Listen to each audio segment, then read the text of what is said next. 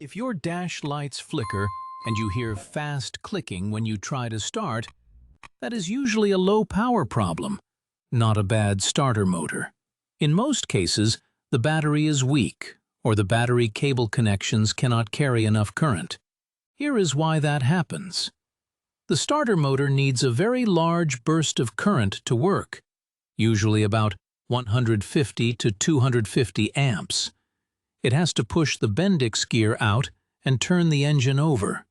If the 12-volt lead-acid battery is weak and no longer has enough cold cranking amps, or if the battery posts and cable clamps have that gray or white crust on them, the circuit cannot carry the load. The starter's solenoid gets just enough voltage to pull the plunger in. Then the starter motor tries to draw full current. System voltage drops below the point where the solenoid can stay pulled in.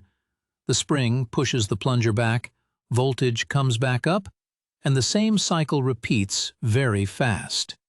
That fast repeat is the machine gun clicking you hear from the engine bay.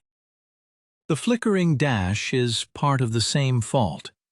When voltage drops that hard, the body control module and the instrument panel cluster go into repeated brownouts. Their processors reset for a moment. That is why the lights flash. The gauge needles may drop or jump, and sometimes the whole cluster goes dark during the start try. That pattern points to voltage drop. It does not point first to a starter motor that is mechanically stuck or worn out. The first check is simple. Put a digital multimeter on direct current volts and place the leads right on the battery posts, not on the cable clamps. With the car off, a healthy battery should read about 12.6 volts. Then, have someone turn the key to start while you watch the meter. If voltage falls below 9.5 volts during the crank attempt, the battery is internally damaged, often from a dead cell, and it cannot support starter load even if some lights still come on.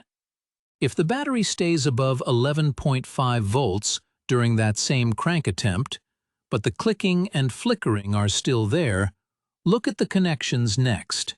That result points away from an internally failed battery and toward high resistance at the terminal clamps or the main ground path. Remove the clamps and inspect the contact faces, the battery posts, and the main chassis ground strap where it bolts to the engine block. If you see white or gray powder, dark, dull metal, or a loose fit, clean each contact with a wire brush until you have bare, shiny metal again.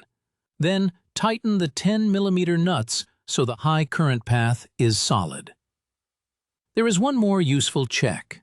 Test voltage across the battery posts first, then compare that with a reading taken on the cable clamps during the same crank attempt. If the reading changes a lot between the posts and the clamps, resistance at that connection is the problem. That means the battery may still be good, but the current cannot get through the dirty or oxidized joint. If you ignore this, the car can leave you with a no start and send you after parts you did not need. Check the battery posts, cable clamps, and engine ground strap before you blame the starter.